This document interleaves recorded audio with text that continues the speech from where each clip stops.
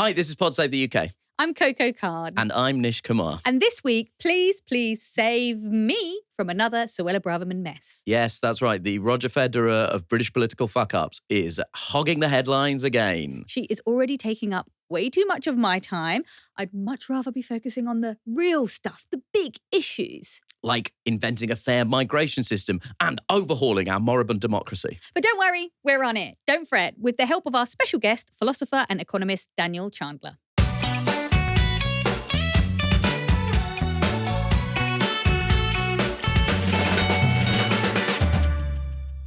So this week, the UK needs saving from yet another psychodrama of the Conservative Party, amid more rumours of plots and cabinet splits. And seemingly, at the heart of it all is Suella Deville, also known as Speedy Sue. She is already rapidly emerging into a real star of this podcast, and not for good reason. It's like episode 4 and we're back again talking about her. A quick summary is that she's been mired in a row over whether she broke the ministerial code over a speeding ticket, which she received, and then she asked first if she could use MP's expenses to pay the speeding fine, and then there was an allegation that she asked civil servants to get her out of her speed awareness course because she was simply too famous, which I think, Suella, you've really overestimated how much the British public gives a fuck about politics. Like, okay, you're not Stormzy, okay? But yes, so she was worried about that. The Prime Minister, Rishi Sunak, was accused of dithering over it. But as of this morning, as we record on Wednesday, he's decided to not order an investigation into whether her asking the civil servants to get her out of the speed awareness course broke the ministerial code after she was caught speeding in 2022. Just on the subject that everyone would recognise her, did you see James Blunt's tweet? No, what was James Blunt's tweet? So Eddie Marsan, the actor, sent a tweet saying, I did a speed awareness course and actually no one recognised me. It was very humbling, something like that. And then James Blunt replied and said, I did a speed awareness course and I thought no one would recognise me, except at the end when we all had to talk with the tutor and say what we would do if we were feeling sort of het up in the car because that can make you speed. And someone said, have you considered James Blunt? Playing James Blunt. And that's, I just feel like Suella Braverman would... it would really bruise her ego that no one recognised her and would spend the whole time being like, are you that one from Bend It Like Beckham? the whole time. But anyway, since the speeding story broke, there have been further revelations. The Independent has reported more allegations of ministerial code breaches over Braverman's failure to formally disclose years of previous work with the Rwandan government. And then last night, The Guardian reported government sources claiming that Home Office civil servants were forced to fact-check the Home Secretary's statements to Cabinet. Up to 6 occasions this happened after she was making basic errors and simply getting the facts wrong. Yeah, I mean, she's not a stickler for detail. It's not particularly surprising. But do you think that she is out of the woods, Coco? Well, I mean, we saw today that Rishi Sunak is not going to push any further with this speeding ticket debacle. And, it's funny because since we spoke about this last, which was yesterday, listeners, this is what we do. We talk about politics every day. I slightly changed my position on the whole thing. Your position initially was, I couldn't care less about this. Well, that seems a bit harsh. That seems a bit harsh. Well, at the very least, you thought it was, and I do think this is something that chimes with a lot of people, that the speeding story is a bit of a storm in a teacup. Listen, Suella Braverman saying, I'm worried about my insurance premiums because of points on my license is the most relatable she has ever been to anyone, right? It's just true. Not a big deal. Last time, I have to tell you about this. Maybe I shouldn't. I'm going to do it anyway. I got done recently, last year, for running a red light. Oh, wow. In my defence, it was like in the middle of the night, all the roads were empty. And basically we came up to a traffic light and the lane going left had a green. And then the lane going forward was red. Right, yeah, and I sort of, in the quick misjudged. Yeah. And I went on the red light and they send you that little picture and it's so incriminating, isn't it? Yeah, so I got sent this letter and they send you all the evidence. And then there's a bit where you sort of say, yes, that was me driving. And then there's a little box that says, if you have anything you want to say to the person judging this violation, this crime that you did of the road, please do say. And so I wrote, I know that I did it and I'm terribly sorry. I'm so sorry. I'll never do it again. It was a perfect mistake. It was an honest mistake and no one got hurt. I'll never do it again. I've learnt my lesson. There you go. Suella could learn a lot from you. I grovelled real hard because I didn't want the points on my licence because it raises your premiums. That's a fact. That's a thing that happens. So I did the grovelling in an attempt to kind of avoid the points, just get a fine and do whatever course was required. And then, they just sent me a letter back with no response to the grovelling letter that I'd sent. It just said, please find attached the form that shows your points on your licence, that shows your £340 fine and your course that you have to go on. Well, so the allegation was that she broke the ministerial code by asking civil servants to help her out on a private matter, which she technically is a Brit. But anyway, whatever has happened, Rishi Sunak has decided he's comfortable with what she's done. So there's not going to be an investigation. The fresh ministerial code breaches are around her failure to disclose work that she'd done with the Rwandan government. She actually co-founded a charity called the Africa Justice Foundation with Cherie Blair, which trained Rwandan government lawyers between 2010 and 2015. But this was all before she was an MP. So it seems like that's going to disappear, though the optics of it are not great, given that one of her kind of flagship policies as Home Secretary involves a program of sending people from asylum seekers from small boats off to Rwanda. And it's a contract that's been worth quite a bit of money towards the Rwandan government, £140 million, in fact. Right. And that's why, like I was saying to you yesterday, it's not that I don't want Suella to go down. I do want her to go down. I want her to go down for the genuinely morally repugnant things she's done repeatedly that we've spoken about on this. A speeding ticket, soz, but it didn't really give me the... Now, I understand the argument, you have to bring a beast down on a technicality. Al Capone went down on tax evasion. But the thing about Al Capone being brought down on tax evasion is that it actually did herald the demise of the mafia. Yeah. But Braverman she's just one of many. She's a symptom of this culture in the Conservative Party. We got rid of Tony Soprano last time, Priti Patel, and then we got Paulie, Suella Braverman. Who are we going to get next? Do you know what I mean? So I want the punishments to be actually about the poisonous things that she does. So I found it hard to be that invested in this Speedy Sue story. I'll tell you why I'm invested in it. I'm invested in it from the position of Rishi Sunak. Rishi Sunak has tried to portray himself as somebody who is moving away from a kind of political culture of, corruption and things that sit corruption adjacent, which is becoming my catch-all term for getting out of getting sued on this podcast. Just say the word adjacent after it and he seemed to be fine. But he's trying to restore the party's reputation for competence. But at the same time, he's so in hock to the right wing of the party that he constantly has to allow them essentially to do whatever they want without any proof. He allows them to chat shit without getting banged. Yeah. And this is a problem that's afflicted various Conservative prime ministers. I mean, Priti Patel is a good example of somebody who actually lost her first ministerial job under Theresa May because she held a meeting with a delegation from the Israeli government without informing the British government, which is, whilst it might not technically be treason, it's not as far away from treason as you would like. Treason adjacent. It's treason adjacent. It's treason adjacent. And so, but then she a couple of years later was Home Secretary under Boris Johnson. And similarly with Suella Braverman, she actually, just before Rishi Sunak became Prime Minister, she was forced to resign because she'd sent official documents on her personal email. 6 days later, she was back in the same job, because she is a significant figure on the right of the Conservative Party and Rishi Sunak is unable to keep them under control. So all I'm saying is the important element of this story for me is that Rishi Sunak is exactly the same as all of his predecessors in that every political decision he makes is calculated not for the benefit of the British people, but in order to keep order within the Conservative Party and specifically on the right wing of the Conservative Party. But there was an interesting story that came out recently from the Mirror where they were saying that their journalists phoned Suella's team to ask about this speeding ticket and they repeatedly denied it. I think it was about 4 times in the end. Wow. Yeah, just as an aside, by the way, if you ever get a chance, the Mirror have actually run the transcript of the journalists asking the Suella Braverman's representative about the speeding ticket. And it is like one of the most funny British conversations you'll ever see. It's just like, so is it a thing then, yeah?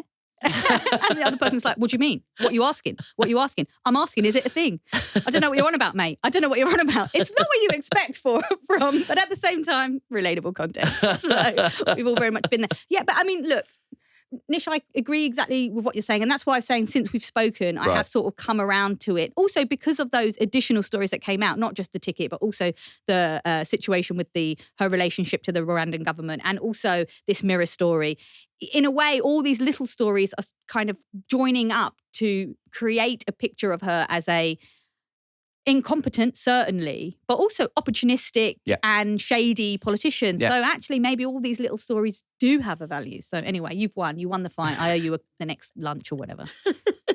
and just before we move off this subject, because I do think there is an interesting point to be made here that we should, and the point that I think has been really getting your goat this week is that there are way more important stories that we should be focusing on. But I do think there is something important here in that Rishi Sunak is facing a country in crisis, and yet he's constantly being distracted by ministers acting out because as we go into record, this is a story that's slowly unfolding, but Boris Johnson has been referred to police by the Cabinet Office over new claims that he broke lockdown rules. And his allies, according to the Times newspaper this morning, his allies are threatening to obstruct Rishi Sunak's premiership unless Sunak takes action to stop what they're calling a witch hunt against Boris Johnson. So the best thing about this story is that Boris Johnson has government-appointed lawyers defending him in allegations that he lied about lockdown breaches in 10 Downing Street during the pandemic. They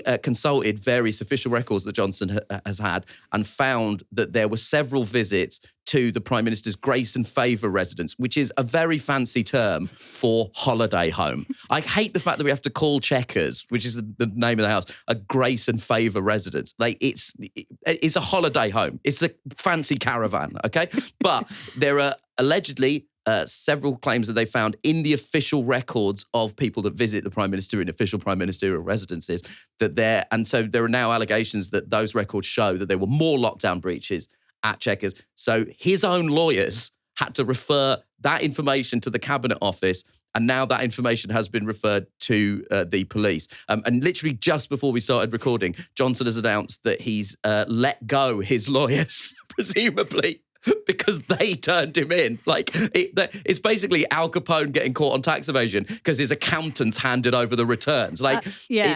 So in any case, Johnson's supporters are now threatening, according to the Times, to obstruct Rishi Sunak's prime ministership. So again, at a time of political crisis, we've got a prime minister trying to work out whether the minister in charge of making laws has been herself guilty of rule breaking. And also he's got his noisier predecessor. He's got two predecessors, but let's be honest, we don't count one of them because, I've held in a fart for longer than she was prime minister. But Boris Johnson, his noisier predecessor, is again saber-rattling about threatening to undermine his agenda. So all I'm saying is, once again, we are back in the same position we have been in since 2010, which is the country is facing a series of problems, and yet the prime minister is preoccupied by threats coming to him from within his own political party. Just on that, I think we're agreed on this idea that these stories about, breaking ministerial codes can be a distraction. Sometimes they're used by parties actively. Sometimes they're not. What's the other story? But actually, here's a story that's nothing to do with Westminster, because here's a story that we probably should have been talking about. Suella Braverman famously says that she is the great champion of groomed and abused women and girls. Yep. She claims this is something that she cares a lot about and is willing to speak the hard truths on it. Obviously, we know that they are mistruths. And yet, an inquiry came out. It was a 7-year-long inquiry which outlined recommendations around child sexual abuse. They said that the level of child sexual abuse in this country is tantamount to an epidemic, and Suella Braverman did not implement them. She did a few. Alexis Jay, who chaired the inquiry, says the measures fall short and children, quote, won't get the protection they deserve. And that is something I would like to see her dragged over the coals for, not her bloody speeding ticket. One of the figures quoted by a victims group was that 1 in 4 children in the UK will experience sexual abuse. 1 in 4. That is, I don't even have the words for it. Yeah. It's a horrifying, terrifying number that demands urgent care and interest and public outcry, frankly. And it hasn't happened. And now you and I find ourselves sitting here once again talking about Suella Braverman. It's like a I feel like this is some sort of. Do you ever read any classic myths or classic myths? You talk about Spider-Man? Because if so, yes. Are you familiar with the myth of Sisyphus? Are you? I am familiar with the myth of Sisyphus. I don't know why every time I come on here, I've got some like weird, like old school reference. It's not, I just think, I don't know why you're being disparaging about this, Coco. I think one of the things that we're learning over this podcast is the breadth of your cultural references is quite spectacular and takes in everything from the Fast and the Furious, the film Showgirls, and the myth of Sisyphus. I genuinely, I mean this really earnestly. I just think the variety of your interests is unparalleled. Anyway, guy called Sisyphus, he upsets a god, I can't remember which one it is, Greek, ancient Greek. Yeah. And so, this is part of Coco's new feature called Coco's Glide to Classical Myths. Can't remember who it was. I don't know what he did. But anyway, he did something. He upset someone. And so he was told that his punishment is that he has to push this rock up a hill every single day. And then the rock falls down and he must do it again. Repetition over and over and over again. And I feel sometimes Suella Braverman is my rock and I am Sisyphus. Every week I have to push this rock of just awful politician saying stupid stuff that shouldn't be said. Yeah. And briefly, there is that moment of pleasure where we watch the rock tumble. Yeah. But we will push it up again next week, won't we? That's what we have to do. The bad week for the rock Suella is about to get worse because there's about to be a huge story coming out of the Home Office, which would be the latest net migration figures, which are due to drop the day after we record this podcast. So as you listen to this on Thursday, you will know these figures for sure. As we sit here on Wednesday, we are dealing with predictions, and most analysts predict the net migration number has already passed 700,000. It was the hot button topic of conversation at Prime Minister's Question Time. Let's hear a bit of Keir Starmer talking to Prime Minister Rishi Sunak. The Prime Minister stood on 3 Tory manifestos, each one promised to reduce immigration. Each promise broken. They all stood on those manifestos as well. Why does he think his Home Secretary... Hold on. I'm going to hear this question. Those who don't want to hear it, we know the answer. Keir Starmer. They all stood on those manifestos. So why does he think his Home Secretary seems to have such a problem coping with points-based systems? Well,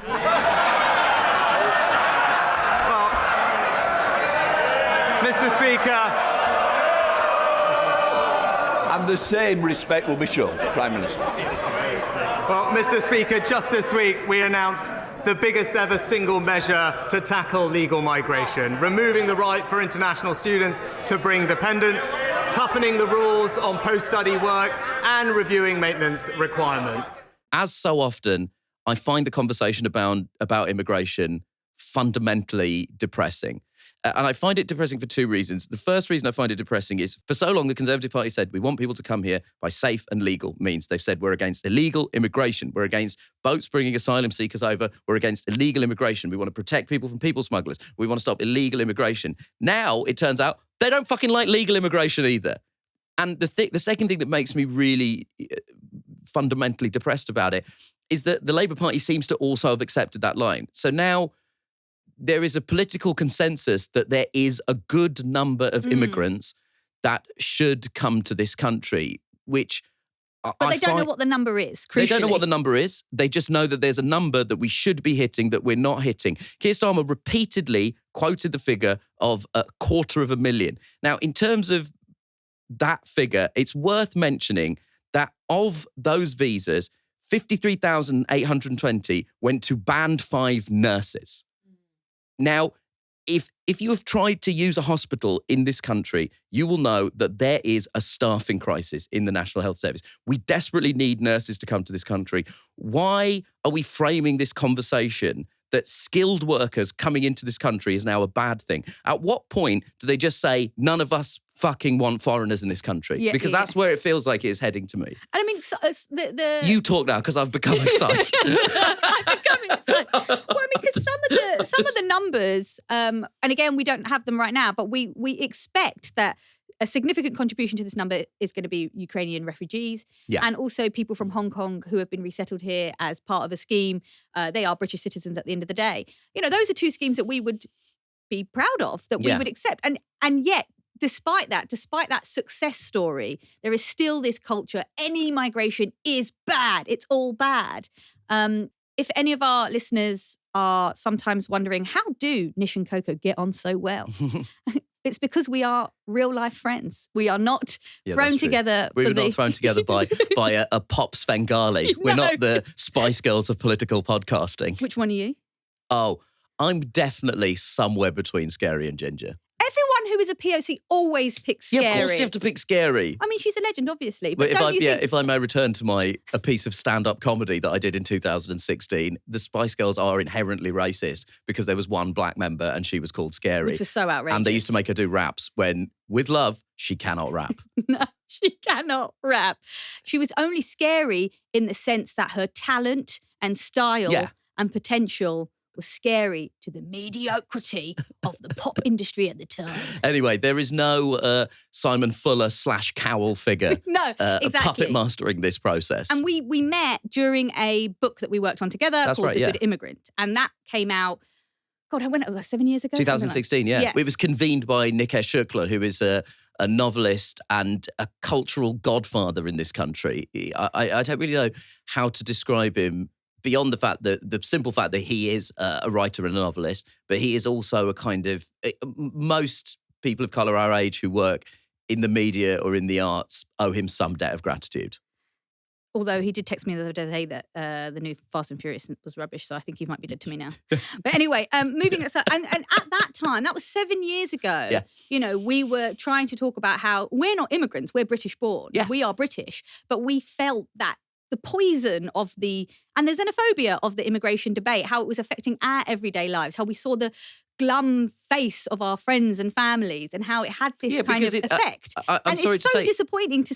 It's just, nothing changed. No, and I'm sorry to say, it is personal to us. Like, I as much as I want to have a kind of reasonable discussion about this, I can't take the personal out about this. When I hear people talking about immigrants, just like, if you don't have immigrant families, just try and empathise with this for 1 second, which I'm sure our listeners will be able to do.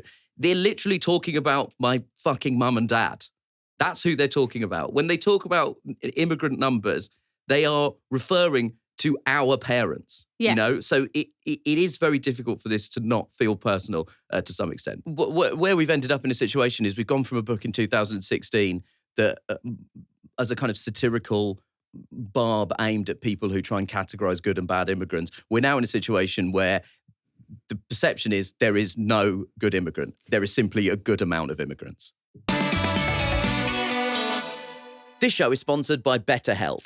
They make professional therapy accessible, affordable and convenient by providing access to licensed, trained, experienced and accredited psychologists, marriage and family therapists, clinical social workers and counsellors. I think one of the best things that's happened in the last few years is the kind of destigmatization of people getting help for their mental health and people going to therapy. I think it's a really positive development. Yeah, absolutely. And even though obviously getting help is a big deal, it's also not a big deal. Just try it out. There's so many different ways to get help. You can give it a go. And if it's not for you, then so be it. But maybe it is, and maybe it can change your life. If you're thinking of starting therapy, give BetterHelp a try. It's entirely online. It's designed to be convenient, flexible, and suited to your schedule. All you have to do is fill out a brief questionnaire to get matched with a licensed therapist and switch therapists at any time for no additional charge. So find more balance with BetterHelp. Visit betterhelp.com/UK today to get 10% off your first month. That's BetterHelp, HELP.com/UK. Pod Save the UK isn't just about what's going wrong in politics, it's also about how we can fix it. And we promised you that when we launched this show, we'd get some help from people with big brains and big ideas. So, welcome. Today's big brain is Daniel Chandler, philosopher and economist, and author of. Sorry, is big brain bad? It's a weird way to introduce someone. I don't think it's not the standard description, but I'm happy. I'd also say it's not something that you normally hear said in earnest. It depends if you're describing the size of my head. Then it would be, I don't know, more ambiguous. Yeah. I assumed it was just the brain. Here comes a giant-headed philosopher. It is 100% just a comment on your brain size. I genuinely think I've never... As reflected in my book. As reflected in his book, and not crucially his head. So, how have we ended up in a sort of like weird Victorian phrenology conversation? Oh no, this is going wrong. Let's go back. He has the skull shape of an economist. And he is also the author of Free and Equal, What Would a Fair Society Look Like? Welcome to Daniel Chandler. Thank you. Thanks for joining us, Daniel. How are you? I'm very well. Yeah, I'm very happy to be here. Well, that's good. We'll soon fix that. I really enjoyed the book, and I will confess, a lot of it involves the sort of updating of ideas of John Rawls. Yes. Now, I'm going to be honest with you, Daniel. I, on several occasions in my life, have pretended to know who John Rawls is. In several conversations, I have nodded through. I've just gone, Rawlsy. Yeah. I feel like that's a great indicator of your life. What? Yeah. It's funny. I think he is one of those names that some people have a sort of vague awareness of and maybe feel they ought to know more about, but almost nobody does. And I'm sort of hoping to change that. But anyway, you keep going. But that's right. It's great because it's a mission statement of you really believe in these ideas and you're trying to update them and then apply them in a kind of real world political framework. But before we get on to some of the kind of key ideas that you talked about, I've got very worked up about immigration at the studio, which is why any atmosphere that you can sense is just me thinking about Rishi Sunak. It's not, I've not suddenly resented Coco. It's just, I was interested in what you had to say in the book specifically about immigration, which I know it's a brief part of the book, but I'm just fascinated by the question, what would a fair immigration policy look like? And in terms of the framework that you're laying out about reforming liberal democracy, what to you does a fair immigration system look like? Well, in with the hardest, the hardest questions. I mean, I think the starting point is a basic humanitarian duty that we have just to people, as other people from other countries. That means we should have safe routes for asylum seekers and refugees. I feel like that should be the reasonably non-controversial bit of an immigration policy. Sadly, it obviously isn't non-controversial. And so no, I mean, it's one of the rhetoric today is just. Seems like one of those controversial things you can say. Yeah, I'm not sure how this translates to public opinion, but certainly in terms of a large section of the press and seemingly at least the two main political parties, it does feel like a slightly contentious thing to say. Yes, I think it is. And it feels like an area where I don't feel like I have a solution other than that some political and moral leadership is needed, that the focus on that question and the divisive way that it's talked about isn't just some natural fact of the world or how people feel towards people from other countries. It's a product of the way that politicians have chosen to talk about immigration. I also think it's the product of an absence of other bigger constructive ideas about how to fix all of the other problems with our society. I think it's when we lack those ideas, and in a sense it is the lack of those ideas that was the motivation for my book, that we move towards these divisive topics that set people against one another because of sort of not having enough of, anything else to say. I think part of the problem with the way that we've approached it at the moment is it's just been seen as a tool for economic growth without much thought to how that economic growth is distributed. And it is the case that since the early 90s, like net migration from the EU had the sort of overall effect of slightly increasing the incomes of the richest people or the highest earners in society and reducing those of people at the bottom. And, so I think there is some justified discontent with the way that immigration has become part of a broader economic strategy that just prioritizes growth without caring about inequality. And that if we want people to, a sort of just migration policy would be part of a broader economic agenda that really focuses on genuinely shared prosperity and trying to raise the life chances, in particular of the least well off. That's the kind of principle, I suppose, of Rawls's that we'll maybe come to later. The interesting thing about the way you've gone about the book is you've got some quite tangible, practical things that you want to talk about that you think could actually improve society in the kind of short to medium term. I'm thinking of things of democracy vouchers, abolishing private schools, universal basic income, tackling inequality at the source, and workplace democracy, which again, it feels so far away in terms of its actual practical things to do with people's day-to-day lives than the sort of slightly vague political promises that are certainly coming out of the major political parties at the moment. I think definitely the major focus of the book, hopefully the payoff for people reading it, is that it's a book of solutions, of big ideas that aren't just tweaking at the edges that would actually make society better. But I guess the other thing that the book is trying to do, some of those ideas like the ones you just listed, Nish, are, they're not completely original to this book. What's different is that those ideas are also brought together within a coherent philosophy. So they don't just feel like a shopping list of disconnected but clever policy ideas. They're part of like a broader vision that fits together into one whole of what a better society would look like. And that's, I think we maybe won't spend much time on Rawls, but that's what you get from Rawls as this philosopher, this kind of big picture vision that's, I think, really missing from our political conversation. And in particular, the thing that you get from Rawls is a set of principles to do with freedom, equality, and sustainability. And the policies that I set out in the book all follow from a sort of simple set of principles. The reason I wanted to write about Rawls is not just that he's by a long way considered to be the most important political philosopher of the last 100 years, but he's like a constructive philosopher. He's a constructive philosopher who has an idea about what society could look like and is sort of trying to persuade people it's realistic, it's justified, it's doable. And I guess he was still a philosopher, didn't have that much to say about exactly how we could put it into practice. And the purpose of the book is to kind of try to do that, pick up where this philosopher left off. One of the things I was really interested in is how we pay for politics. And, we're in conversations in this country about the influence of donors, and there's been huge question marks around the connections between kind of cronyism in politics. With the COVID contracts, with Richard Sharp's appointment as BBC chairman, there's a huge question mark hanging over this. We haven't gone as far as the American system and their super PACs, but there is a question brewing in the UK about where the money for politics is coming from. So can you explain just briefly, because I'd actually never come across this before, what a democracy voucher is? Yes, it's such a good idea. Well, voucher is a word I sort of associate with a present somebody gave you for your birthday when you were a kid and they don't know you. Just could I just stop you there? I love vouchers. So if you're looking to get me something, I honestly love a voucher. I think they're amazing. What? Do you want a democracy voucher? Yeah.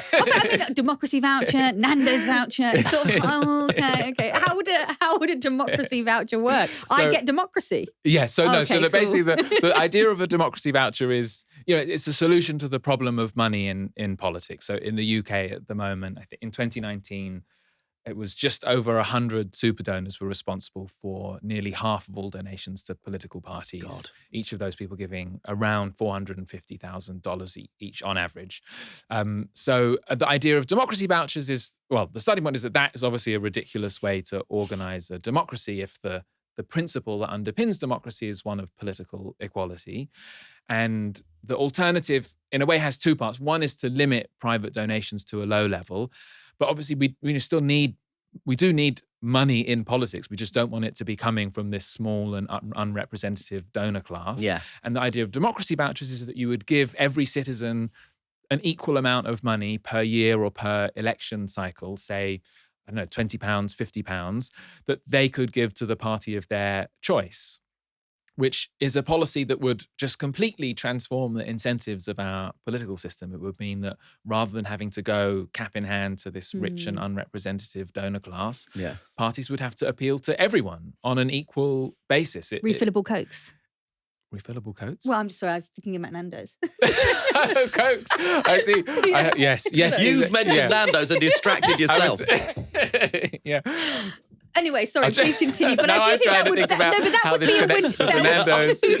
That would be a winning policy. But that part, I think, of the appeal of the system would be that, in order to entice people to give them their democracy vouchers, parties might go about politics in a much more community-oriented way, whether it's offering unfillable Cokes at like a political event or not. Unfillable, refillable. Refillable, did I say unfillable? Refillable, oh God. Unfillable Cokes is the offer from the Tory party now. That's what that is. So I think that, it would encourage a different different incentives in our political system, a more maybe community-based way of raising money. And the money comes from the public purse, right? Yeah, it would be state funding, but I suppose Yeah. the difference to traditional models of public funding is that it really decentralizes and democratizes the system. It puts that funding in in citizens' hands equally. That, the traditional form of public funding is basically to allocate funding on the basis of the last election result. Right. And the problem with that is that it makes it very hard for new parties to emerge. Yeah. And it makes, it contributes to a sort of stuck political system where it's difficult for things to change, because in order to get the vouchers, you need to have won votes, but you need vouchers in order to win the votes. And, Right. it's not a purely philosophical thought experiment. So in Seattle, they've implemented this kind of democracy voucher system for local elections. Wow. I think they did that in 2017. They've run 3 elections under that scheme. And, the results are what you would expect, like more people participating in politics, often from less well-represented groups, and more competitive elections too, more people standing for office, incumbents being more likely to be defeated. That, it's not perfect. In Seattle, one problem is that it's a voluntary system, although it turns out that most people have actually signed up to it. And I think that it's voluntary for constitutional reasons. In America, it would be not possible to make it mandatory. Yeah, right. I think that, and the other problem, take-up has been relatively low. I think that would be the other problem, in all honesty, that I would flag with the system. But I think that's partly because it's connected to local elections and because it's such a new idea. I don't think those are fundamental problems, though, and I think it's a system that we should, start to roll out here. And in terms of involving people more in politics, one of the other ideas that you talk about in the book, that is an idea that, as you say, has been in the kind of political ether for a while, is this idea of citizens' assemblies and maybe an alternative to the House of Lords that involves essentially people doing it like jury duty. But is that right? Is that a fair characterization? Yeah, that is. So, there's this idea that we could, that citizens' assemblies comprised of randomly selected citizens. It seems like an outlandish idea to us now. I suppose the one, as you said, jury duty is the one place where that continues, where that model exists at the moment. And to be fair with jury duty, everyone's first thing is, how can I get out of this? That's true. Maybe it's not the comparison you most want. But I mean, what's interesting is that as a democratic method, it actually has an amazingly long pedigree going back to ancient Athens. That was actually the predominant way that decision-making was done. And it sort of went out of favor as democracies got larger, representative, electoral democracy became the norm. And I think I argue in the book that we should combine those systems. I don't think we could get rid of elections entirely. I think some people are drawn to citizens' assemblies as a total alternative to a representative democracy. But that seems, if I may use an academic term, quite spicy. Like in terms of that seems like, because then the composition of the citizens' assembly suddenly becomes essential to representing the entire country. And without democratic elections, it does feel, feels exactly. uneasy. I think people are drawn to it because there's so much bad feeling towards our existing political class. That it's like, couldn't we just do away with politicians altogether? And I think, what we need to do is make that political class more representative through things like democracy vouchers. I don't think we can do away with them altogether. I think parties, despite the flaws that they have now, they do serve a really vital function in a large-scale democracy. They are places where a distinctive kind of political expertise gets cultivated and where people put forward different visions of how society could be. I think we can't lose sight of that altogether. But up to now, there have been a couple of quite prominent experiments, or not, I don't know, experiments, but uses of citizens' assemblies. So particularly in Ireland, citizens' assemblies were set up to tackle a couple of the thorniest issues, so abortion and gay marriage. In a traditionally conservative Catholic country, citizens' assemblies came together, they discussed those issues, ended up putting forward proposals in both cases to legalize abortion and gay marriage that then went to a referendum and were approved.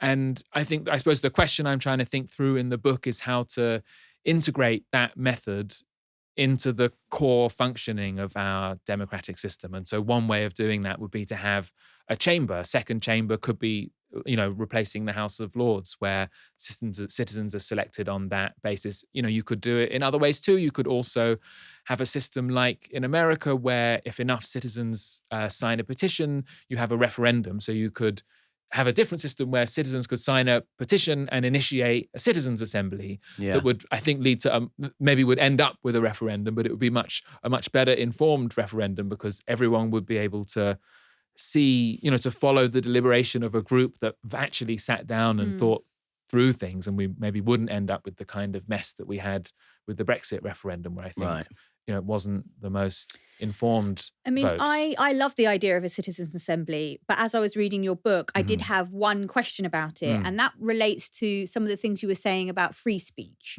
So in the book, you talk about the banning of hate speech as being ultimately ineffective, and perhaps the ideal Rawlsian system would actually be the American system, or the closest thing to that we have as like English-speaking nations. That's scary for me. I think about all the protests outside of abortion clinics. I think about just some of the really inflammatory disinformation that's come out. Alex Jones, all those sort of people.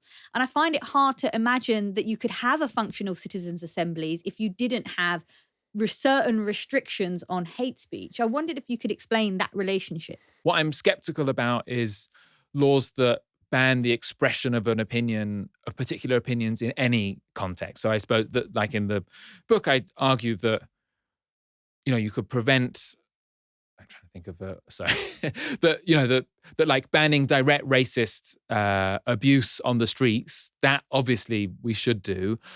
I'm not so sure that we should prevent, much as I might hate the views of neo-Nazis, I'm not sure we should be making it illegal for them to publish it online.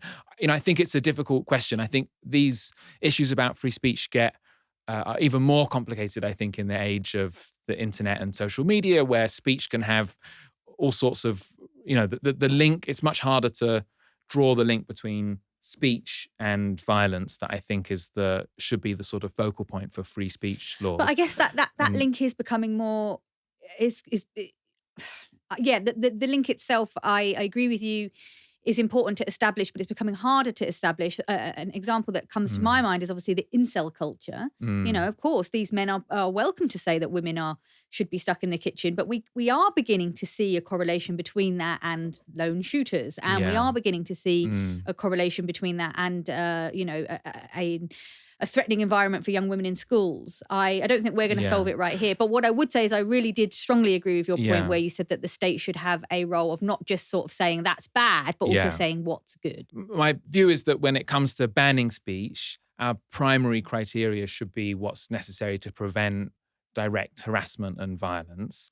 What's really important is that that's not the only thing that, the state doesn't only have the ability to ban things. And what I'm trying to do in the book is say that even if we're not banning stuff, doesn't mean we should be relaxed about these kinds of hateful and anti-democratic views that exist in society, and that politicians and the state can take a much more active role in trying to combat those views. In a sense, it's sort of combating speech with speech.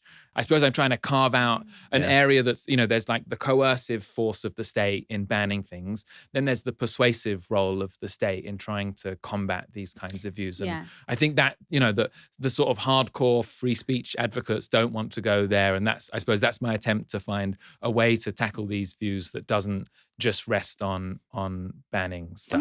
We sort of talked about that in the past, haven't we? We've talked about, everyone always wants to talk about, what's the right number for immigrants? So it's like a sort of a dirty number that less is more. But actually, no one's making the case of immigration is good. Yeah, as a positive. Yeah, I mean, I think for me, one of the issues I've had with how do we police the far right and far right speech is my real concern is that it feels at points, and I mean, it's very explicitly clear with the Republican Party in America, but certainly watching the Home Secretary last week address the National Conservatism Conference, where elsewhere there were some talking points that could have been found on far right-wing comment boards, and certainly seeing a government minister use the phrase cultural Marxism, which again, we come back to the same conversation that is a trope that dates back to Nazi Germany and is a kind of, and is something that, groups watching anti-Semitism have warned mainstream politicians about. I think one of the big problems almost we've got to solve is cut the pipeline between the mainstream conservative parties and the far right. But it just seems to me that too often members of parliament are parroting hard right-wing talking points. And that, for me, that's the thing that you can fight. Because I agree with you. It is difficult to police speech on the internet. It's very, very hard.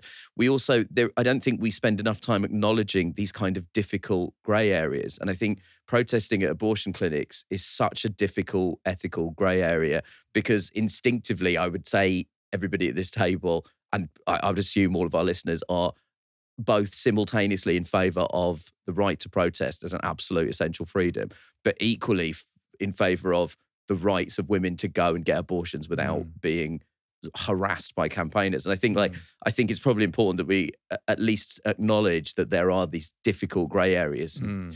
Areas with difficult conversations. I completely agree. And I feel like that's where this philosopher Rawls is so helpful, because this first principle that he has that sets out a set of really important basic freedoms, both personal freedoms of speech, religion, sexuality, also political freedoms that we need to participate in politics as equals, and the stuff we've just been talking about.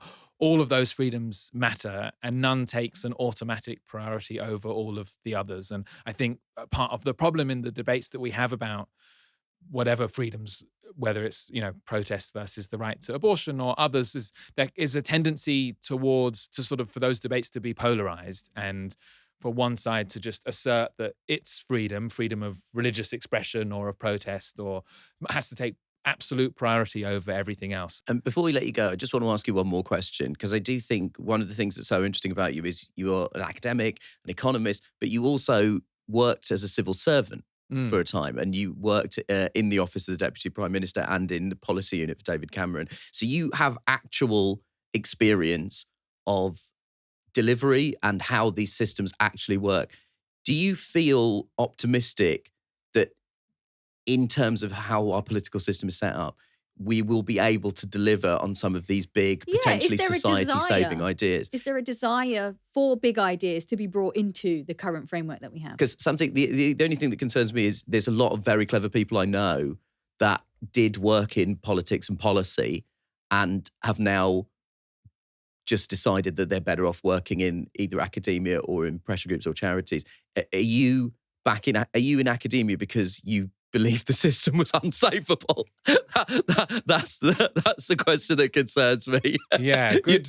No, I don't think it's unsavable. Yeah. I think there is an appetite for big change, first of all. I think there's actually quite a lot of polling to support that. I was looking at some of the figures on people's attitudes to democracy at the moment, and it's more than half of people in the UK think the political system needs either major reform or to be completely overhauled. So the language is quite strong in terms of what people want. There's also, I think, a very big desire for serious economic change. I was actually reading some of the Labour Party's post-election analysis from the last election, and that was, the conclusion they reached is that lots of the policies in some of the economic policies in Jeremy Corbyn's manifesto, some of the quite radical economic ideas about higher taxes on the rich and nationalisation are quite popular. I think there is a real appetite for change.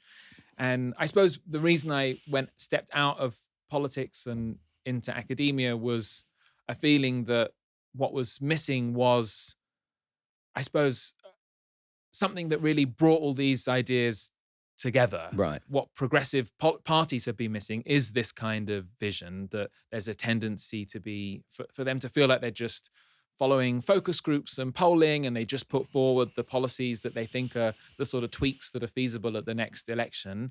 And that doesn't really get people out of bed. That doesn't get people excited enough. And that if we want to bring about this change, we also need a longer term vision that can excite people and inspire people. And that the purpose of the book is, it's not, I think the ideas are probably too radical for the next election. And I think that's fine. I think that the aim is to take a slightly longer view and try to shift our politics in that direction. Right. Thank you. Let's so hope you're much. not shifting it like the Rock of Sisyphus, which is a conversation that we had earlier, and I was thrilled to bring it back around. I don't know if you actually heard that part. I heard a bit of it. It's you have to just going again and again. Yeah. No, let's hope not. Is there a more rousing way to it? Yeah. No, I don't think so. I think there's nothing wrong in ending on hope. Yes. I think that's a good place to end it. The book is called Free and Equal: What Would a Fair Society Look Like? Daniel Chandler, thank you so much for joining us. Thank you. Today's episode of Pod Save the UK is sponsored by Blinkist, an app that pulls out the most important things from over 5,500 non-fiction books and podcasts and delivers them to you in just 15 minutes. Think of it like the ultimate cheat sheet. If there's a book that everyone's going on about and you don't know if it's for you or if you have the time to even complete it, well, you have Blinkist. I even use it sometimes to help me understand if I want to commit to a book. I did that recently with Yuval Noah Harari's Sapiens. Everybody was talking about it, and I got to sound real clever at the dinner party. Yeah. And you're a better person than me, Coco, because I'll be using it exclusively to find out about books that I've pretended to have already read. I'll be filling in gaps created by my own ceaseless mendacity. I'll be using it also for 7 Days to Podcast Pro. Arguably a little bit too late in the day for that, but we are where we are. And right now, Blinkist has a special offer just for our audience. Go to Blinkist.com/PSUK to start your 7-day free trial and get 45% off a Blinkist premium membership. That's Blinkist spelled Blinkist. Blinkist.com/PSUK. 45% off and a free 7-day trial. Blinkist.com/PSUK. And now for a limited time, you can even use Blinkist Connect to share your premium account. You get 2 premium subscriptions for the price of 1. It's time for us to name our hero and villain of the week. And in an attempt to play against our usual type, this week Nish is going to try and be nice while I'm going to bring the rage. Yeah, I think for the sake of my blood pressure, and so there's not another video floating around on Instagram of me looking like my head's about to explode, I'll pick hero. But Coco, let's do it. Tell us, who is our PSUK villain of the week? Okay, so my villain of the week is James Cleverly, the Foreign Secretary. He is currently on an 8-day tour of the Caribbean and Latin America. That's fine. He's foreign sec. He has to go places. He's got to go abroad. No problem. We get that. You can't be foreign in Britain. That slogan works on a number of different levels. But it's how he's doing this tour that makes him the villain. He has hired a luxurious jet, the jet, by the way, that Logan Roy flies around in Succession. Yeah. So you what? Why? Bear in mind, that is a program that has professional wealth consultants so that they specifically use products that are the superest of the super rich. Right, exactly. This is beyond parody. So exactly. And I mean, Rachel Reeves got in trouble for just flying business class. And here's James Cleverly going around in Logan Roy's jet, some sort of show of status. I have no idea what it could feasibly be. And it's reportedly costing more than £10,000 an hour across his tour. It will be roughly £400,000 that we're paying, the taxpayers paying.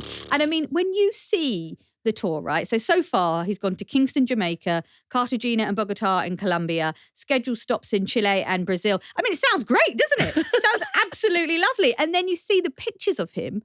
Honestly, Nish, I haven't seen the photos. One of the pictures, I'm not even joking, was a picture of him. He's walking around, he's in a linen shirt, button undone, with a salmon pink cravat and some Ray-Bans. The man's on a gap year.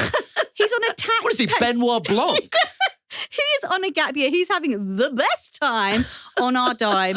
And look, I accept he's probably doing some work, which I'm sure justifies this whole thing. But I mean, private jets are terrible for the environment. Yeah. You absolutely don't need to be riding around in Logan Roy's. And for that reason, I think it's offensive to the public who are going through a cost of living crisis. I think it's smug to throw your holiday plans in all of our faces. And so he is my villain of the week. Well, that is an outstanding choice. When he comes back, you will see that he'll have a little cloth wristband, guarantee you. He'll be telling you stories and he'll be doing a speech and he'll be like, yeah, so it really reminds me of this time I was in Chile. The man is on a gap year and we're all paying for it. What does that make us, mugs? Do you not take some shred of optimism for this? Because this is real we're about to get fired energy. Oh, totally. This is bucket list, isn't it? He's like, we're out. We are out. Labour's coming in. This is me at my office temp job in 2009, taking a stack of printer paper an hour before I was summoned to see my manager for a chat. That is absolutely what's going on 100%. Here. 100%. I can't wait to see his photos of him swimming with turtles or whatever. He really is. Oh, we're out of here now. This will never happen again. So who is your hero of the week? Well, for the first time in this series, I get to be the good cop, but in keeping with my, I guess we have to say, frosty demeanour, it is a story that involves absolutely appalling racial abuse. But my hero of the week is absolutely Real Madrid footballer Vinicius Jr. Vinicius Jr. has been standing up to racist football fans in stadiums in Spain for a number of years now. And this weekend, some racists were directing awful abuse him. Abuse so bad, you can both hear and see it in television coverage. Now, we've been to football matches. You know how often there are horrendous chants being chanted, but it doesn't get picked up on the television because the mics are not close enough. So you have to imagine the volume of noise if we can hear it on television footage. Real have reported the abuse to the Spanish prosecutor's office as a hate crime, and Brazilians were protesting outside the Spanish consulate on Tuesday. Once again, the response of the league has been an absolute disgrace. Valencia has been sanctioned with a partial stadium closure for 5 matches and been fined 45,000 euros. But Vinicius himself was also actually sent off in the game, right? And the fact that he is facing this kind of provocation and facing this kind of appalling abuse, and the abuse is appalling. There are football fans hanging effigies of him, right? It is so horrendous. But Vinicius Jr. is one of the outstanding footballers in the world, but that doesn't mean he should have to put up with this stuff. And he has clearly decided that enough is enough. And he has been unwilling to stand for this. And he said that La Liga, which is Spain's top division of football, he said that it's not football, it's La Liga, in response to the lack of action from the league, which is an adaptation of the league's own slogan. And he said that the competition that once belonged to Ronaldinho, Ronaldo, Messi and Cristiano now belongs to the racists. He is refusing to back down, and for that reason, he is my hero of the week. Legend. So we just have some time to dip into our mailbag. Going back to Chat Shit Get Banged, our campaign to stop politicians lying, we heard last week that the phrase Americans use is talk shit, get hit. And we were wondering if there were any other variations from around the world. Actually, I'd like to add one more into that. Someone else tweeted me to tell me about a phrase in America, which is fuck around and find out. Fuck around and find out is, that's the phrase I was familiar with. Yeah. It's especially quite vague and so therefore maybe extra threatening. I think it's much more threatening. I think find out promises untold consequences. You've got no idea where we're going to go. At least banged, you sort of know how far it's going to go. You know how far it's going to go. Yeah, it's a little bang. It's you're going to get, you're getting hit, but in the way you'd get hit if you were a villain in the 60s version of Batman. So now we can add another phrase to our collection. It was so brilliant. We've had a message from a Brazilian. Eduarda Pimente says they have a similar phrase. She's written it out for us in Portuguese. I'm going to try and say it. I'm so sorry, Eduarda. I believe it is fala o que quer, ovo o que no quer. Oh, I haven't said that in the right way, but apparently it means... Can I just say, that's come out a lot less offensive than I thought it was going to. As someone who does not speak Portuguese, I thought that sounded like a good effort. Thank you. I just wait for other Portuguese people to tell me differently. Portuguese-speaking people. The phrase means if you say whatever you want, you'll hear what you don't want to hear, which is a nice way to tell someone to shut it. On the other hand, Eduardo continues, we also have Dedo no cue, Greta Ria. With all apologies to all of our Portuguese-speaking listeners. Just please know I apologise. It literally means a finger up the arsehole and lots of screaming. It's used to describe a chaotic situation. It might be useful to UK political politics. Thank you so much, Eduarda. It is very useful and I will begin learning how to say it soon. A finger up the arsehole and lots of screaming. Well, I guess we got an episode title. And we also received a note from Slice of Dog. They were inspired by our interview with Will Moy last week, and they said that they had signed the full fact petition and are considering becoming a regular donor. Fact-checking politicians and organisations is crucial work and will only become more important as AI-generated material crowds out real news. So thank you for the support, Slice of Dog. We are glad to hear that our podcast is helping connect people with the right people. Yeah, that's good. That's really positive. If you want to get in touch with us, you can do it by emailing psuk@reducedlistening.co.uk. That's psuk@reducedlistening.co.uk. Or you can always tweet us at PodSaveTheUK. Or if you watch the episode on YouTube, you can always leave a comment there. And I'm sure the YouTube comment board is, as ever, a place of enlightened debate. Truly the modern version of the Greek Agora. If you're new to the show, remember to hit follow on your app and you'll get a new episode every week. Thanks very much for listening. See you next week, Coco. Bye, guys. Thanks for listening. Also, love how you slipped a classical reference in there in the end. I see. He's petty. He's keeping score. Please join us next week for more scorekeeping. Thank you. Remember to mute Succession on all of your social media until you're able to watch the episode. That's the most, if you take nothing else away from this podcast, mute Succession and words related to Succession before you've watched the finale. Thanks for listening. Goodbye. Pod Save the UK is a reduced listening production for Crooked Media. Thanks to senior producer Musty Aziz and digital producer Alex Bishop. Video editing was by Will Darkin and the music is by Vasilis Fotopoulos. Thanks to our engineer David Degahi. The executive producers are Louise Cotton, Dan Jackson and Michael Martinez. Watch us on the Pod Save the World YouTube. Follow us on Twitter and Instagram at Pod Save the UK. And hit subscribe for new shows every Thursday on Spotify, Amazon or Apple, or wherever you get your podcasts.